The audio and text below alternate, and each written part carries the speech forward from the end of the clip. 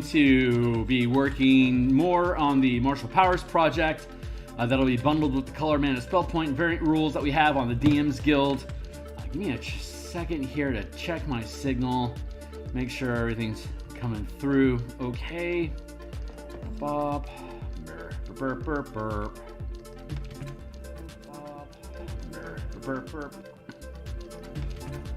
Oh, yep, that sounds like me. Cool. I've just posted I'm live on Twitter, so if you follow me live, if you follow me on Twitter, you'll know that I've just gone live. You can follow me on Twitter at Phil Kearney. I'm going to take another moment here just to hit my signals across the Discords, and then we'll get into this. Let's see here. Pop. All right, just to walk you through my spiel here real quick. Hey, my name is Phil Kearney. I create role-playing supplements, PDFs. I've been focusing on Dungeons & Dragons 5th edition. I publish on the DMsGuild.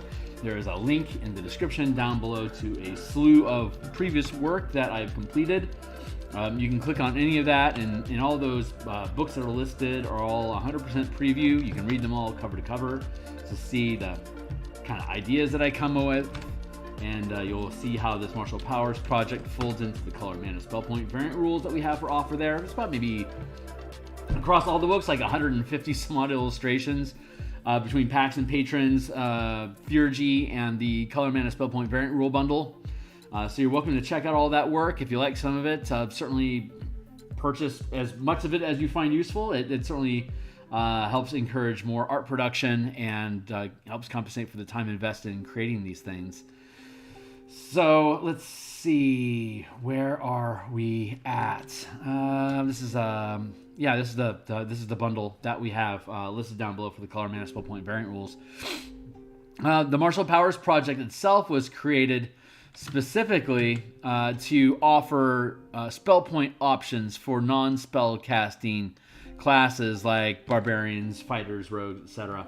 But over time, it's developed just into a core system that all the half-casting, hybrid, and martial classes can use as alternate spell point systems that use the same mana mechanics that we introduced in the color, mana, spell point, variant rules. So once this project is done, we'll have the same common resource language usable across all 13 classes in Dungeons & Dragons, so that when you multi-class, you can just blend your mana pool together to be able to have a common resource to spend on spell casting, instant effects, and other features.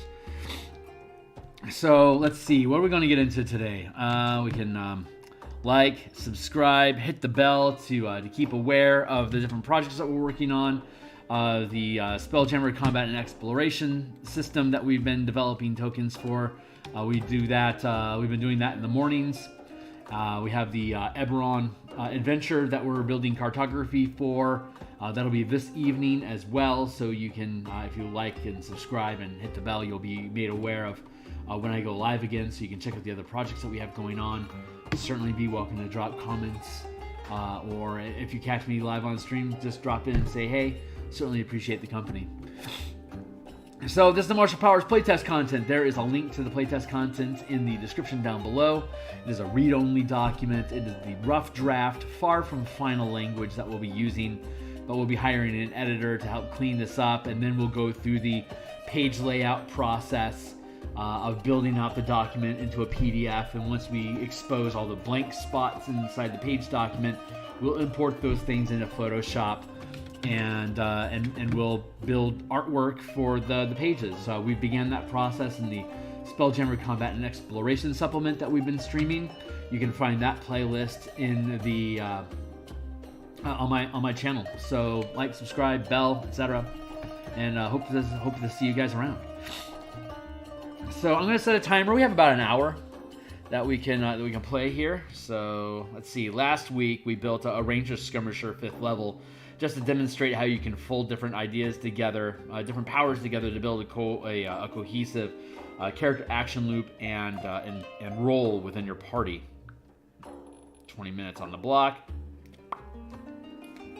So Right now, what I think we're focusing on is DM section. So we've got content here for different examples of what kind of like magic equipment there would be. All the different powers and feats that characters have access to using the system, as well as all of like the basic mechanics of how the system works, how classes make access to it, subclass modifications, all the blah blah. Looks like we're at about 49 pages of content so far. So we're going to see how we can build this out. Consider this an open Q&A session. For anybody that might stumble by and have any kind of questions, you're certainly welcome to ask, and I'll answer to the best of my ability. If it's not obvious, then maybe you're providing an opportunity for us to improve on how we're relaying the information that's here. But right now, let's see. Let's scroll down here to the paradigms.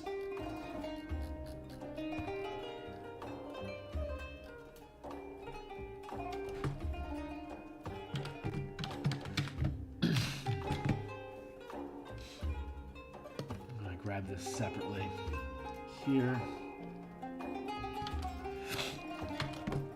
Let me get rid of this Photoshop thing. Should be looking okay over here. Cool. All right, so we're just putting in the hours. Not sure how exciting this is going to be, so certainly be welcome to ask any questions to distract my attention. But right now we're just mashing out DM sections. So got a couple different highlights that we want to be able to place inside here to help DMs navigate using martial powers in their campaigns. So there's the paradigms, there's limiting access to power, there's empowering creatures with power, empowered creatures, dealing with damage on demand, talking about the smite issue and damage immunities, as well as failing forward with exploits. So that's just a conversation about how to seed skill checks, considering how many of the exploits in this system are boosts that allow characters to hit skill checks more easily as a demonstration of how they use their power to succeed in adventures. DM kind of has to have a mindset towards characters knowing or being able to pretty much succeed a skill check on demand as they please as a cost of resources. So I think we need to spend a little time discussing these various points and hopefully come up with an intelligent conversation to help guide DMs into wanting to use this system to embellish their own campaigns. So right now we are looking at, let's see, DM section is a 24-point font. So let's take a look at this as a 18-point font. Magic Paradigms. We had a lot of text that we had thrown down about Magic Paradigms previously that we ended up not really wanting to invest in. So, hold on, let's get down here to new ideas. Push these out of it.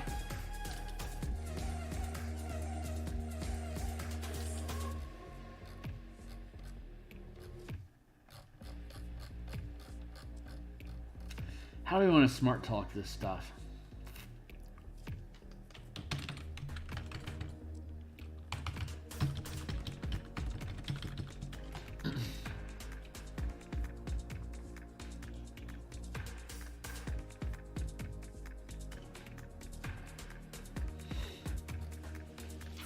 Hey, Ravnica, good to see you, my dude.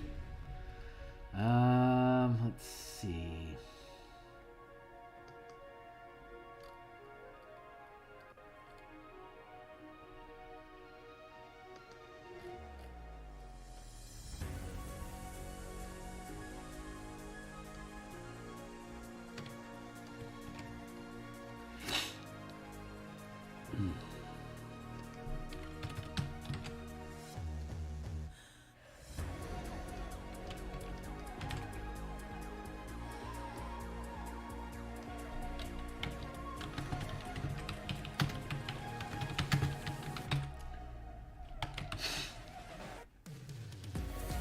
Limiting access to power. Let's get this up to the right font size.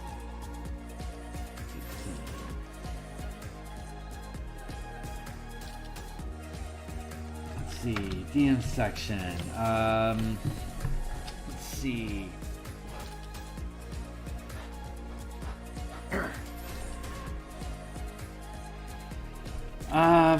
The following sections provide guidance for DMs. Provide guidance for DMs that want. Following section provides guidance for DMs integrating martial powers into a campaign.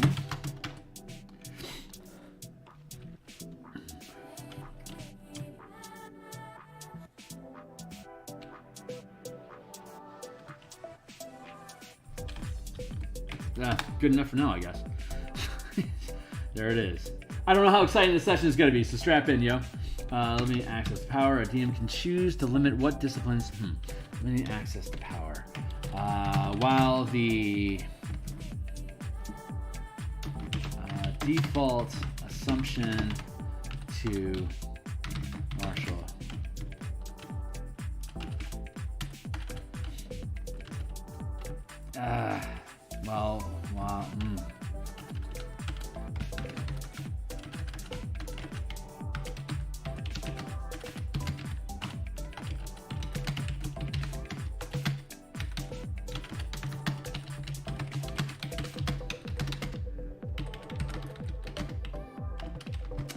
martial powers are presented above as a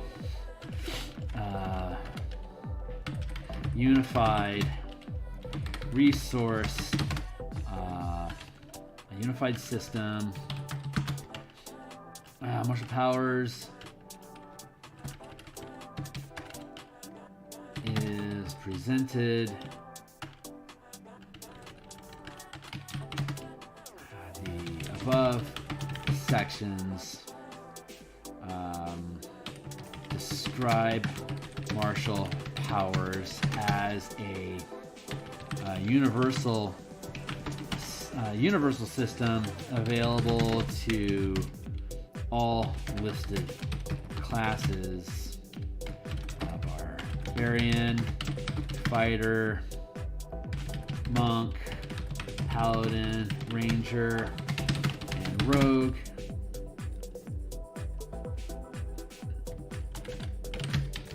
As well as limited access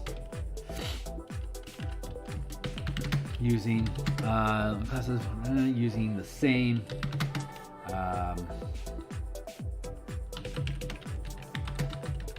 spell point resources, using a common spell point resource with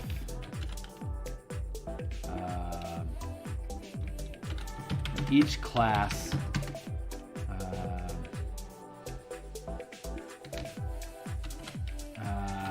being able to select from the full list of powers above to what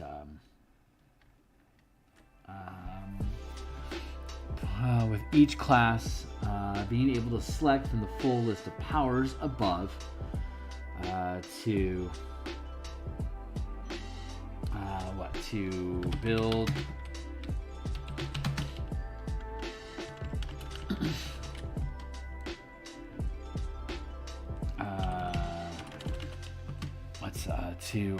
with each class being a ranger, rogue, using a common spell point resource with each class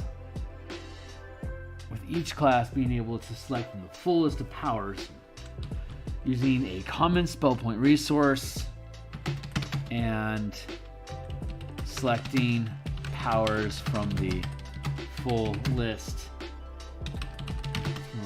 above.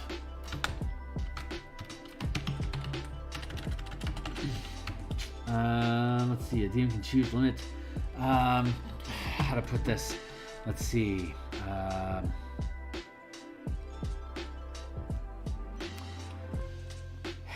Drawbacks. While martial powers as a full offers. Well, martial powers as a full system offers alternate options from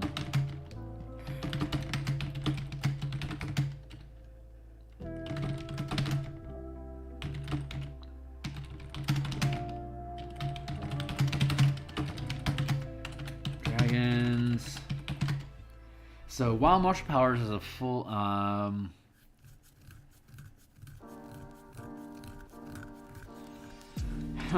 what am I trying to express?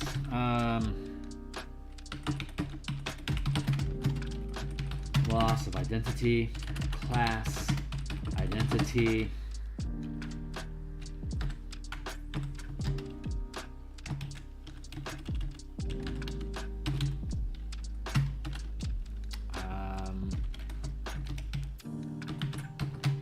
Sameness of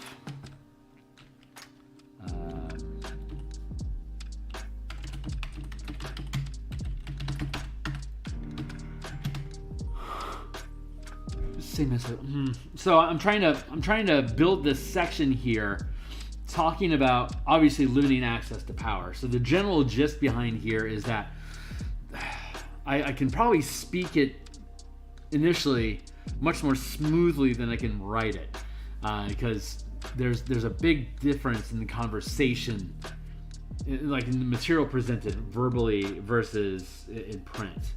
So maybe the best thing for you to do is just to walk through it verbally and then try to hammer that out in print like we're doing here. So the system as a whole provides a shitload of options for characters to be able to select non-spell effects in a spell-like scaffold. So you're gaining more powers as you gain levels, but with the full list being available to all the classes that are listed in this book, it creates a sameness among the characters. Like you could select the same kit of powers, the rogue, the ranger, the fighter, the paladin, the monk. They can all pick the same list of powers, and then the only way that you would distinguish one character from another is the class, which is actually very significant. There is a huge difference in expression of characters through the class. It's the primary way of doing so.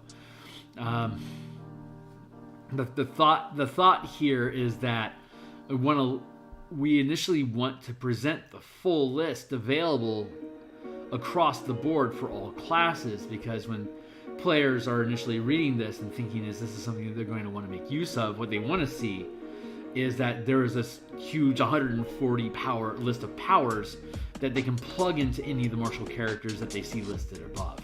And that allows for a shitload of creativity, which we've expressed over the past few sessions about how you can use these different powers to tie in with things. The sameness, I think we saw a little bit of that sameness when we were building sample creatures to fight with. How like grappling and straining stuff was like a common go-to for meaty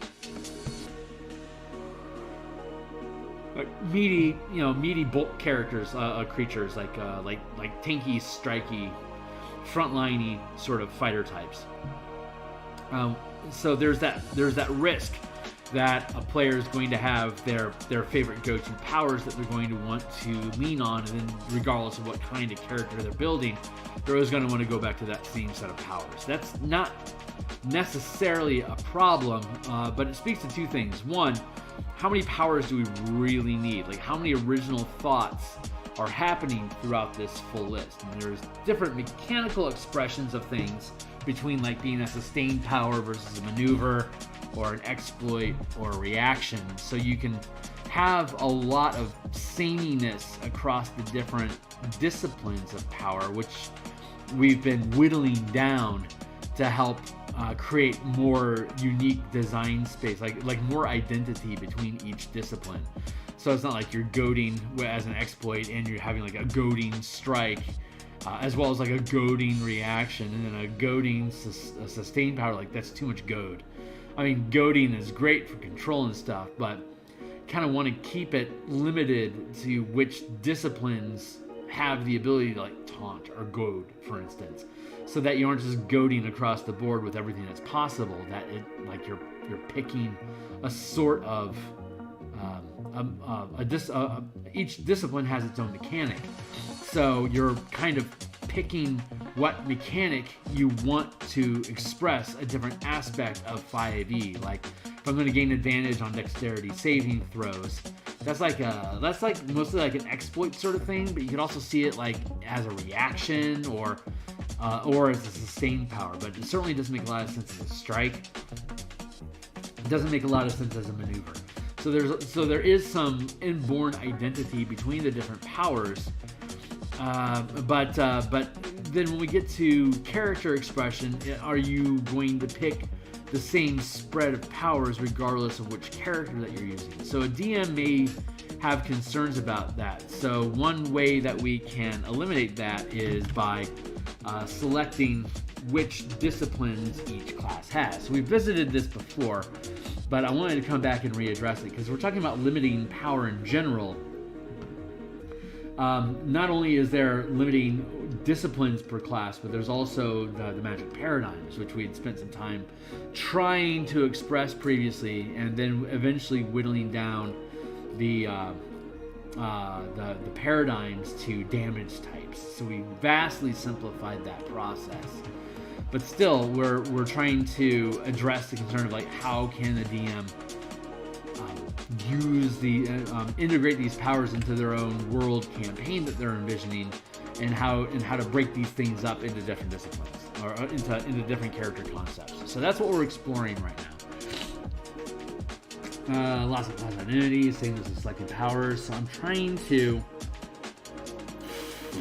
just hammer out the text here to see how do I want to express this crap. So the above section describes martial powers as a universal system available to all listed classes: barbarian, fighter, monk, paladin, ranger, rogues, using a common spell point resource, and selecting powers from the full list above.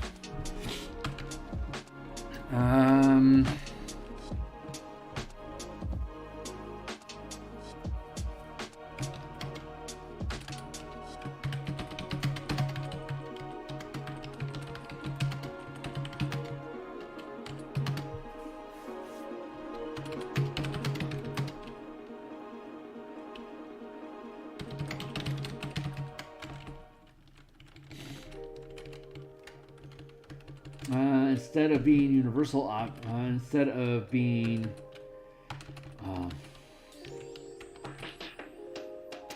let's see, instead of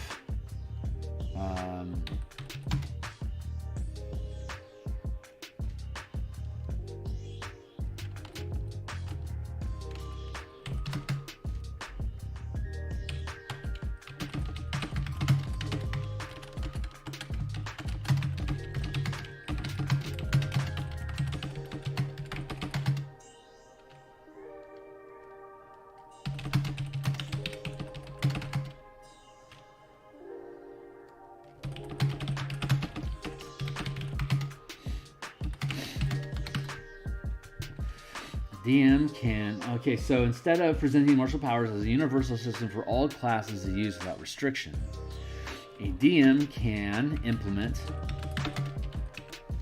limitations on which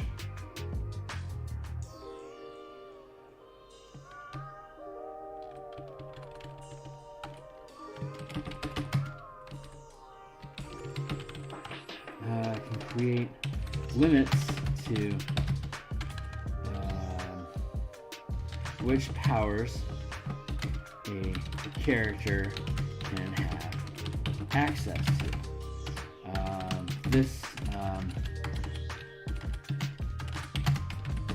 two methods for limiting access to power are presented here. Limiting, thank you, timer, keep it going. Let's see, class disciplines.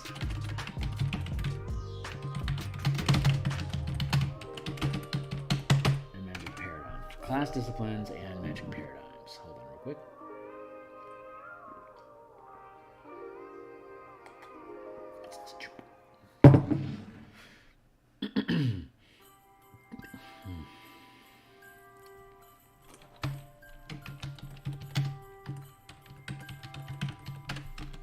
I like how this is breaking down already.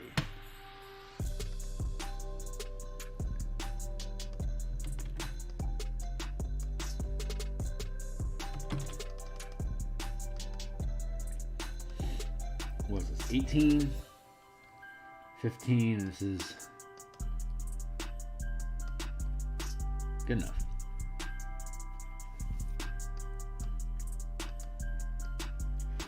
Class disciplines. By default, all classes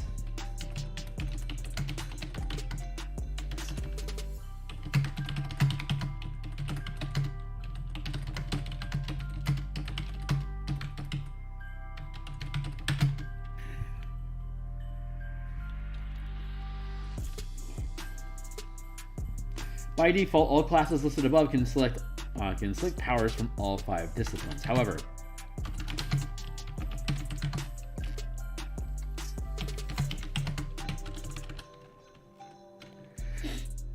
this erodes the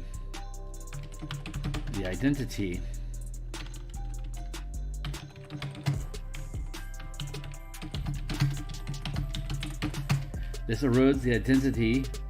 This erodes the unique identity of each class by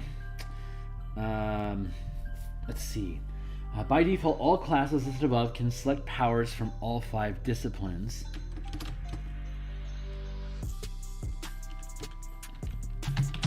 And multi-classing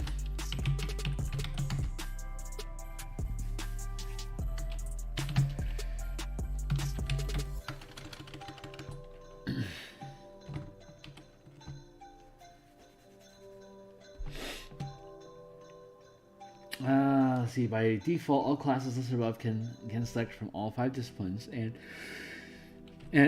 multi-classing doesn't hinder access to powers as characters progress.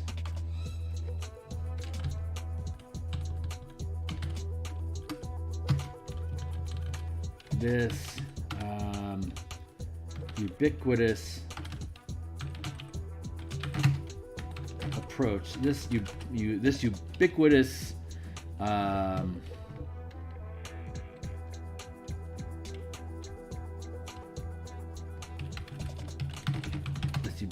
implementation of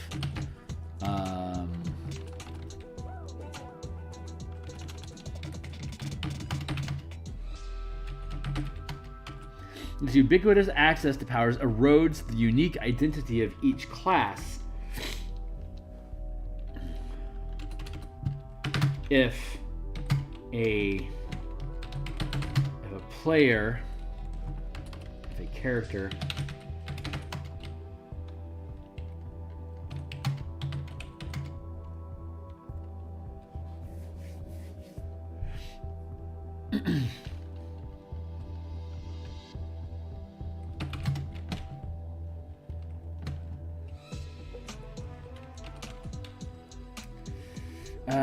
this ubiquitous access to powers erodes the unique identity of each class if a character is built to optimize the use of selected powers.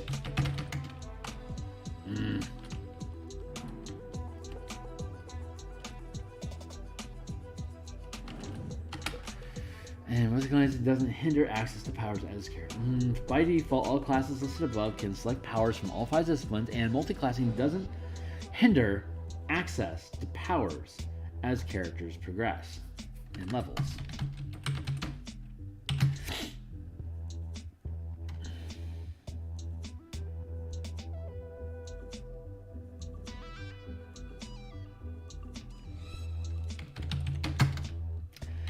This ubiquitous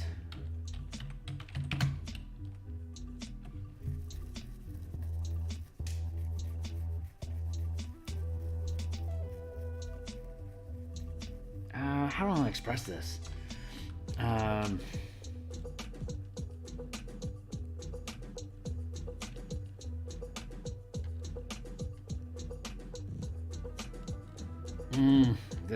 God, how do I say this?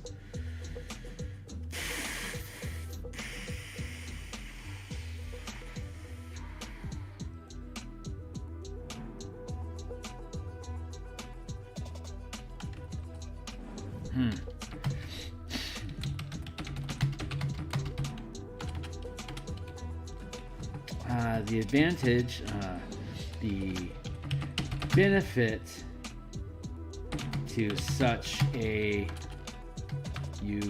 ubiquitous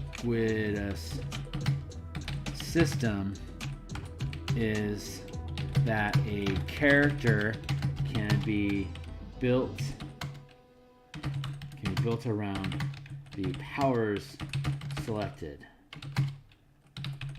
Choosing classes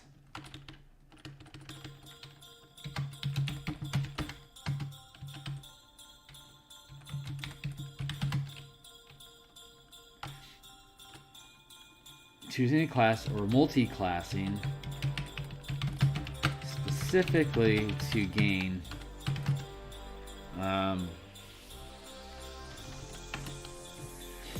choosing a class or multi-classing specifically to reinforce the powers selected with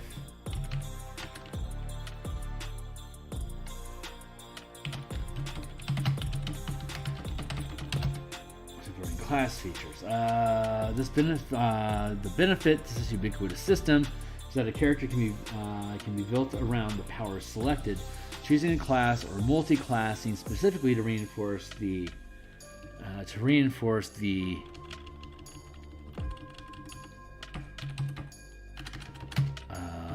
role, the identity and role the character plays in the adventuring party through the powers selected.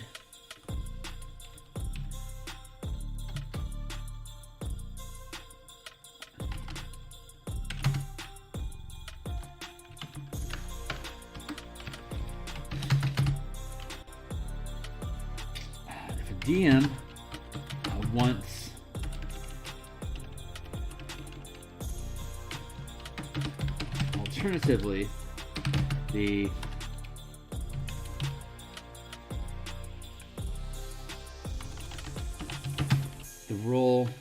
alternatively the role of a character can remain focused on class selection by placing limits on which disciplines of power each class has access to, as listed below.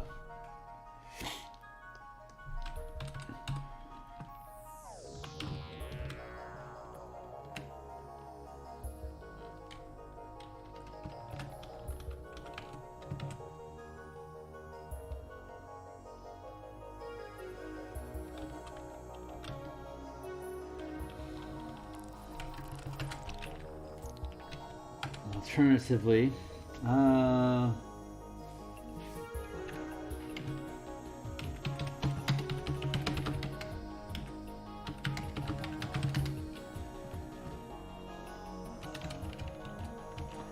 Alternatively, class identity can be emphasized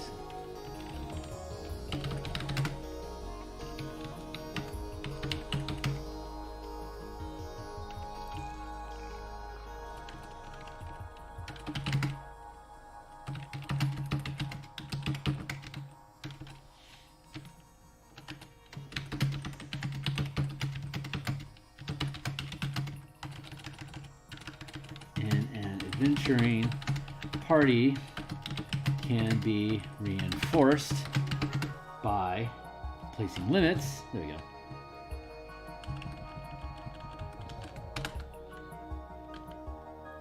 Which disciplines of power each class has access to, as listed below.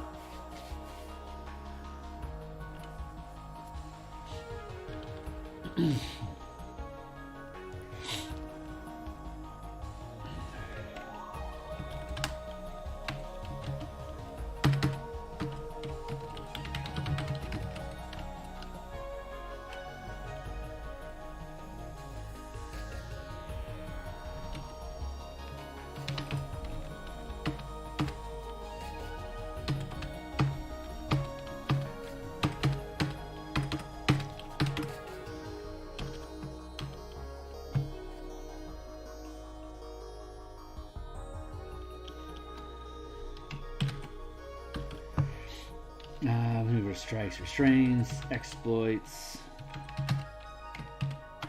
and reactions.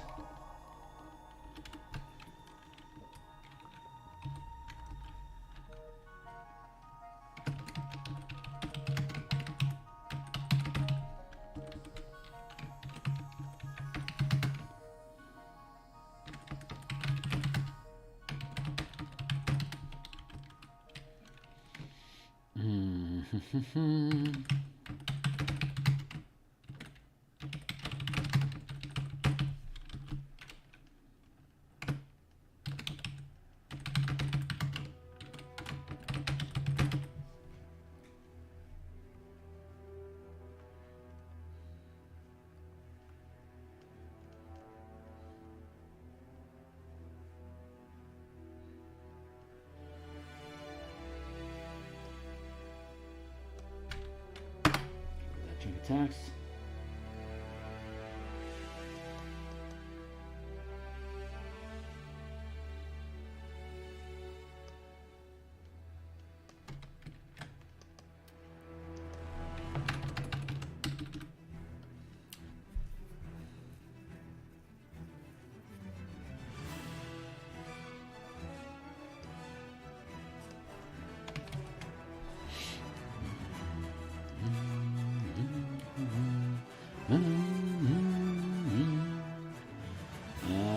Let's see.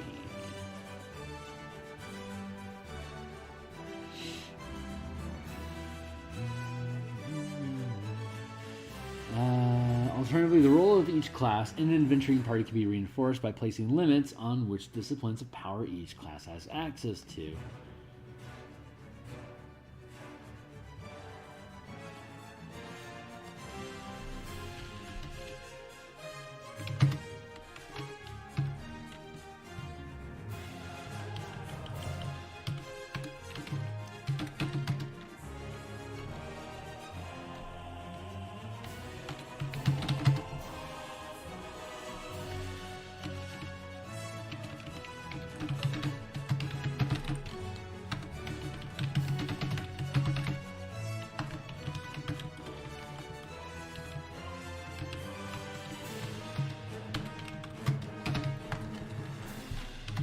Primary powers can be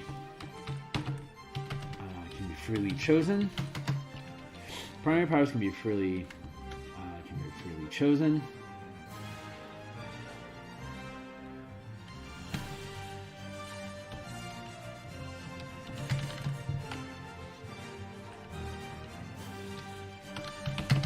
Is a list of powers that can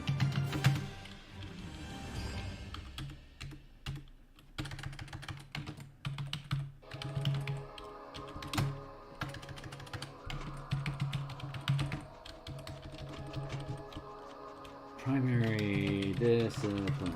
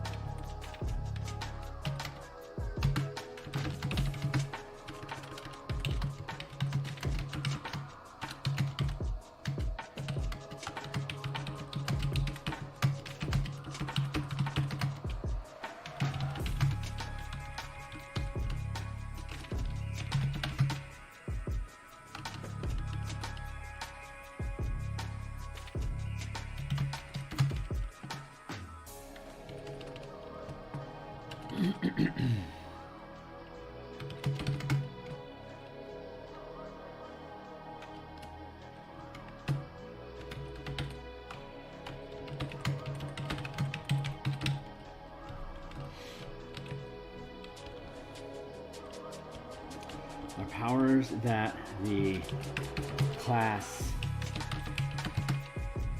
naturally excels.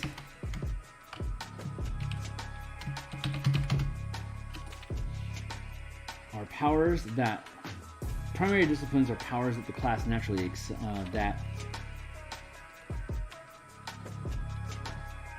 reinforce the identity of the listed class. Characters can learn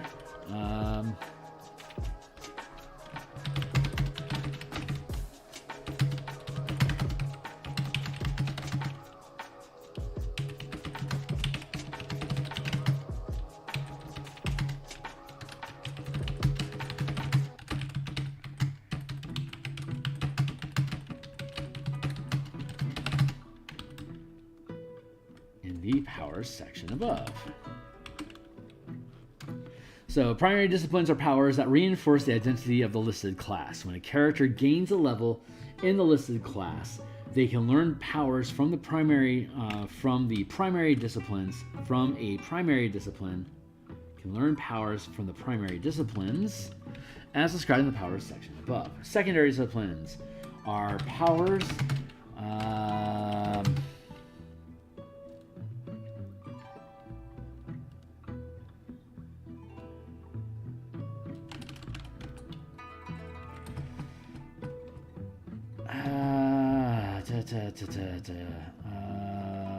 that reinforce the identity are secondary powers. Secondary disciplines are powers outside the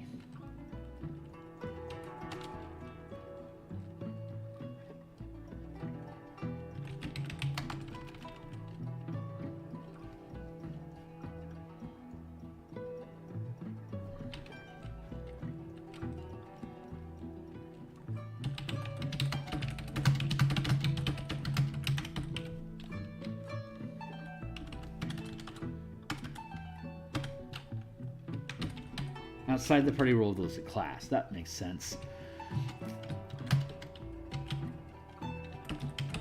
A character can learn powers from secondary disciplines, but when doing so, the character must learn the power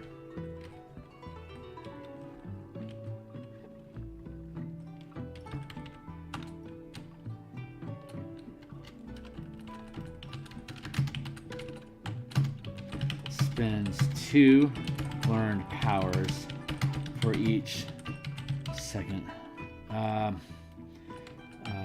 Spends 2 learned powers.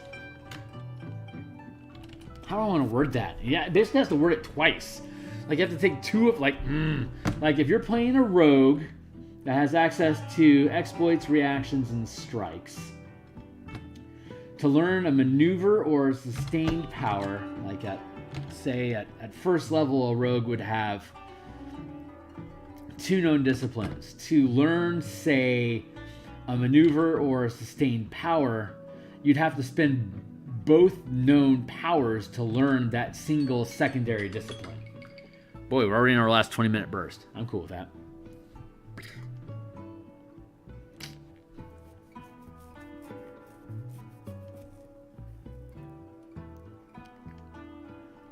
Learn powers from secondary disciplines, but when doing so, the character spends 2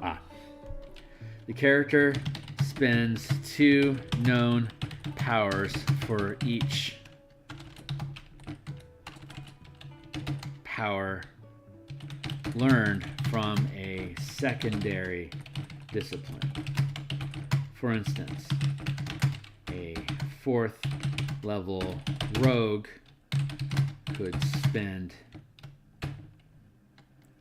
2 known powers to learn 1 exploit,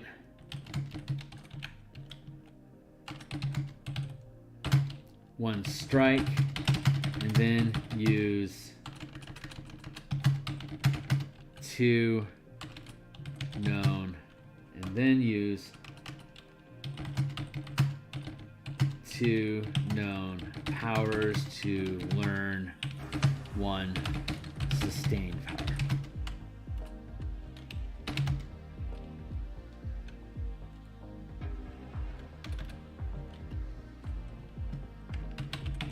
This allows... Hey, Tyler. Man, it goes great, my man. It's good to see you. This allows characters to...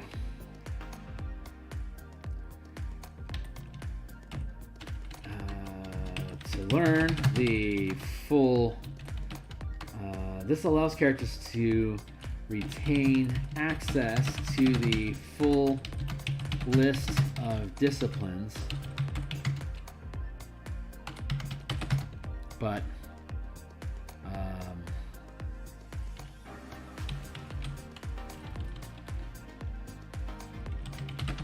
encourage the character to select from the class's primary disciplines.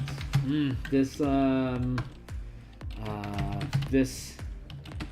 method allows characters to still choose from the full range of martial powers listed, the full range of martial powers available, but rewards selecting from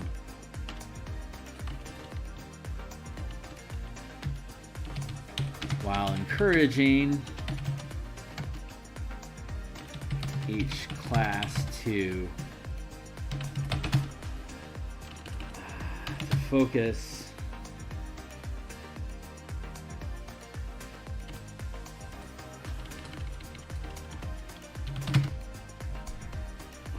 how to word this crap. This method allows characters to still this method allows characters to still choose from the full range of martial powers available,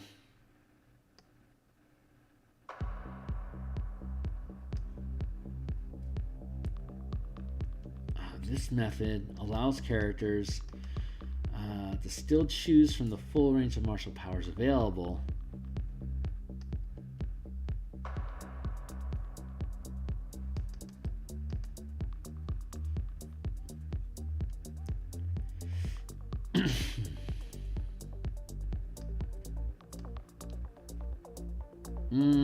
but this method allows characters to still choose from the full range of martial powers available.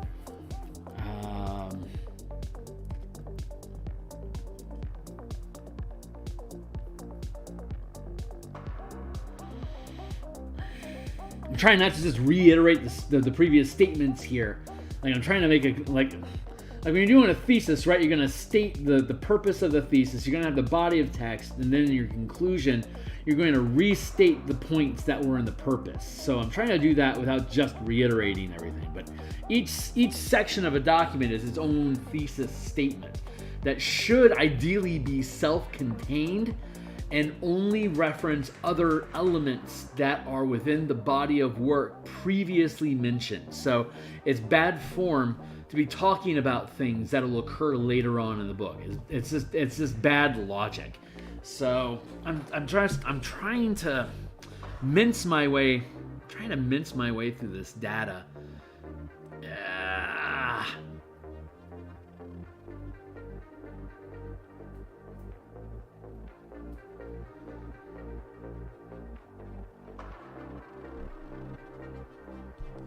But I'm liking how it's being organized better. Because limiting access to power through class disciplines or through magic paradigms are both viable methods of limiting access.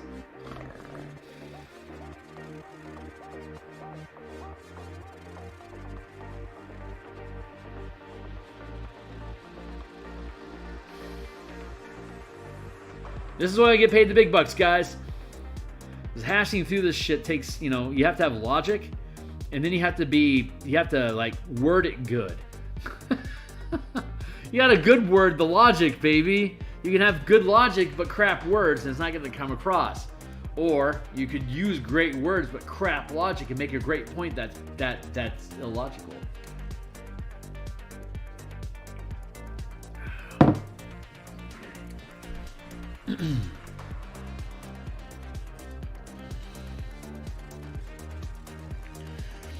This method allows characters to still choose from the full range of martial powers available, but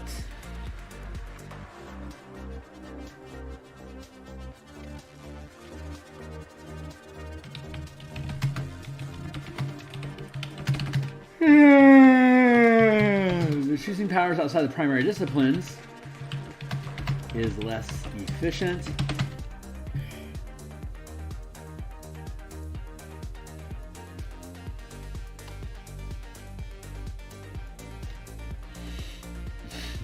Yeah, this is not a strong statement. This method allows characters to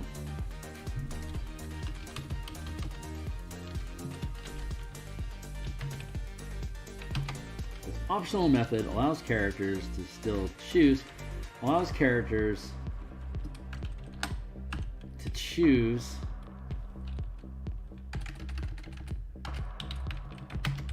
powers outside their primary disciplines at the cost of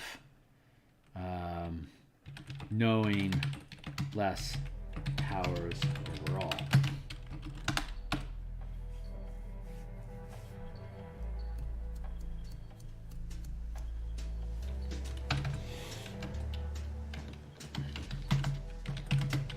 A DM can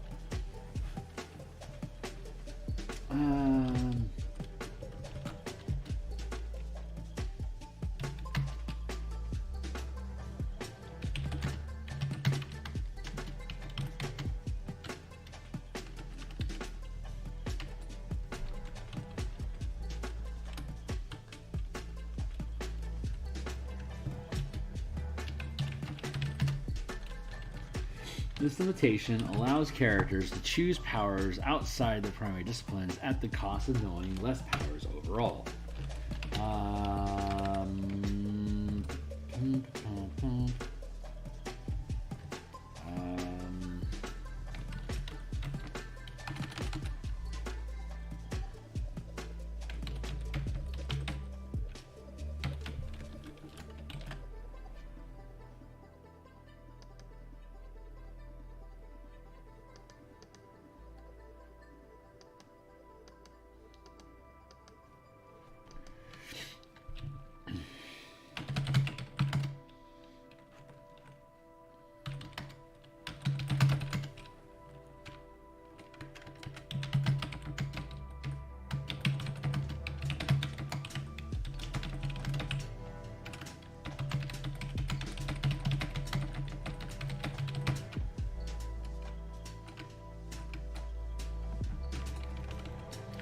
The DM can use the above list as inspiration to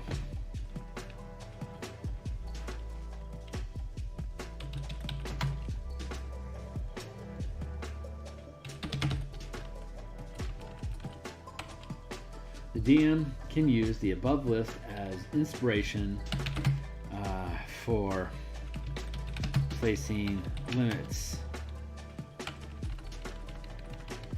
As inspiration for limiting access to power for each class.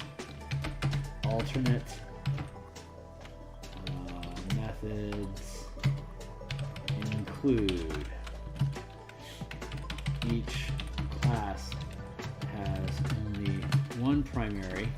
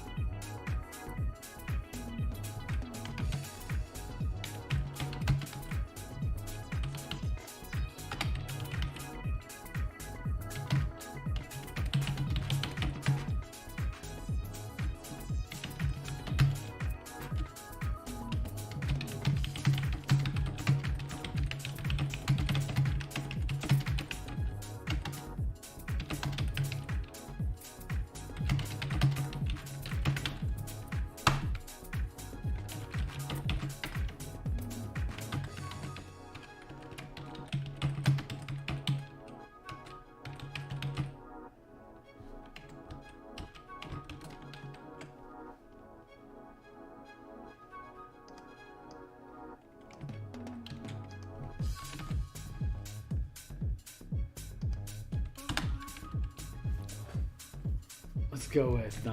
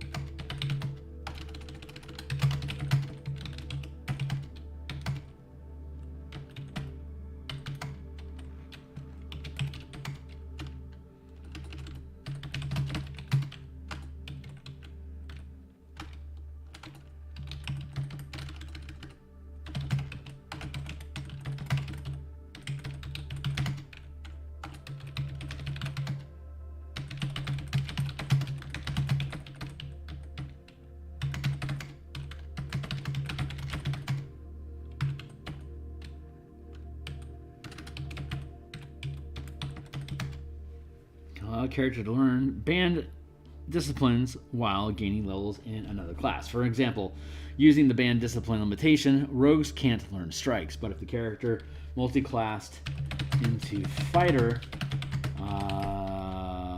you could learn strikes.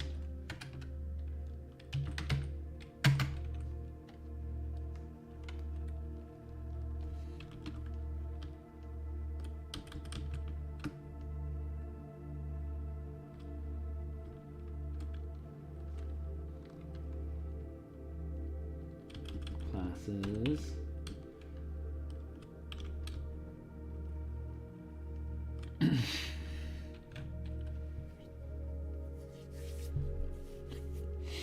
While multi-classing, the DM can allow a character to learn banned disciplines while gaining levels in another class. For example, using the banned discipline limitation, rogues can't learn strikes, but if the character multi-classes into fighter, you could learn first rank strikes,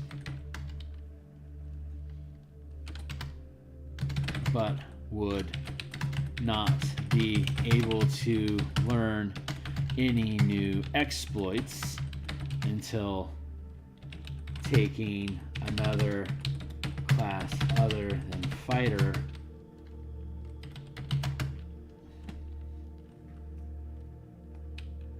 Other than fighter.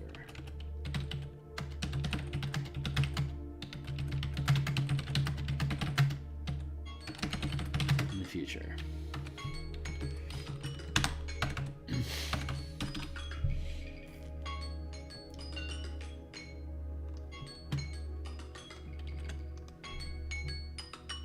All right, how long have you been doing? Been doing this for an hour. That's, well, shit. That's our time for the day, guys. But yeah, so here's our initial idea about placing limitations on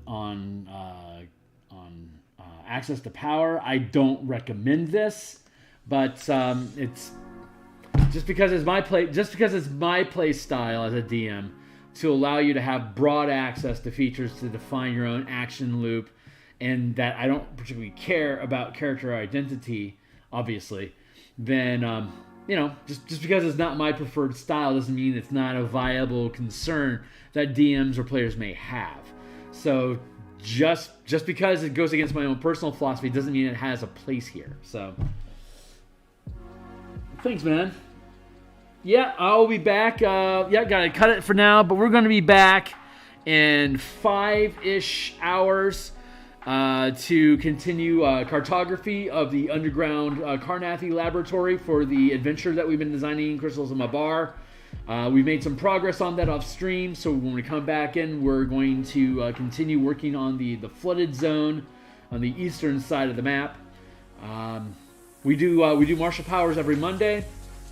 We stream in the mornings, Monday through Saturday, for a couple hours, different cartography and art assets. And then sometimes in the evenings, typically Mondays and Thursday evenings, if I'm not playtesting or working with a development team for whatever it is that we got going on, I'll be on stream as well. And again, tonight I'll be working Eberron maps. So thanks for showing up, guys. Like, subscribe, hit the bell, all that good stuff, so I can help continue building the channel. These are not shorts in any means, and it certainly isn't glamorous work, but the effort here is to show you guys all the meat and potatoes that goes into building a document, and we're up to a 50 some odd page document right now ourselves. So if you yourself aspire to build your own RPG, or if you want to create supplements for your favorite existing RPG, maybe these streams can be a reference point for you to take a look at some of the challenges and hardships that you can expect to go through that process, as well as the satisfaction of having a complete job. So anyway, I'll see you guys on the other side. I really appreciate you checking it out. Thanks a lot for the guys that show up over again. Tyler, Hernetico, you guys are great. I really appreciate you. So I'll be back in 5 hours. See you guys then. Cheers.